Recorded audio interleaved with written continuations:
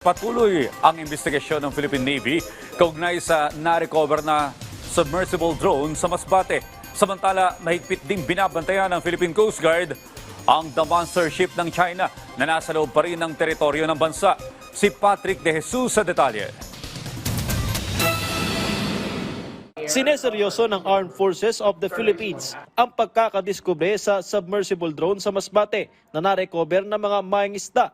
Sumasailalim na ito sa forensic analysis ng Philippine Navy na tatagal ng halos 2 buwan.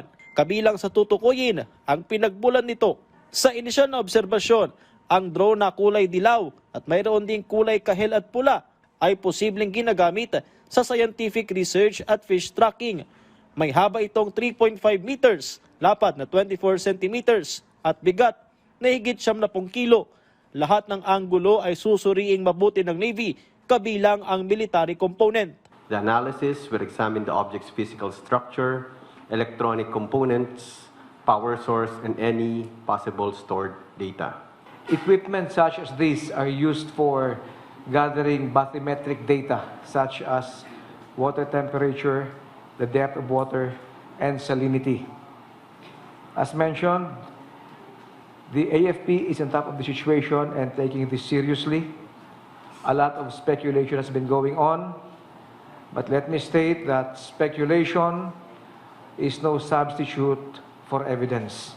Hindi ito ang unang beses na nakarecover ng drone sa ating karagatan. Agosto ng nakaraang taon, isang sea drone ang nakita sa hilagang bahagi ng bansa, habang noong Setyembre naman ay may mga pira-piraso mula sa isa pang umano'y drone. Sabi ng Navy, hindi sila nagpapabaya sa mga ganitong kagamitan na nadidiskubre sa ating bansa at sa pagprotekta ng ating teritoryo.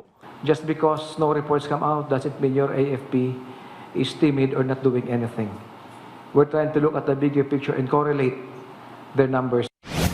Samantala, ikinababahala naman ng palasyo ang pananatili ng The Monster ship ng China Coast Guard sa exclusive economic zone ng Pilipinas.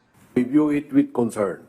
So far, we have been challenging the presence of that monster ship. The Coast Guard, our Coast Guard, has always been very alert in following up yung presence of that monster ship. Patuloy ang pagbabantay ng BRP Cabra ng PCG sa The Monster ship ng China at pag-i-issue rito ng radio challenge. We are reminding you that you are within 76 nautical miles west of Capones Point, Zambales, inside in the Philippine Exclusive Economic Zone. Please leave this area immediately. Over. Mula Sabado pa ito, binabantayan ng mga idineploy na asset ng PCG na unang na-detect sa tulong ng Dark Vessel Detection System ng Canada. Mula People's Television Network, Patrick De Jesus para sa Balitang Pambansa.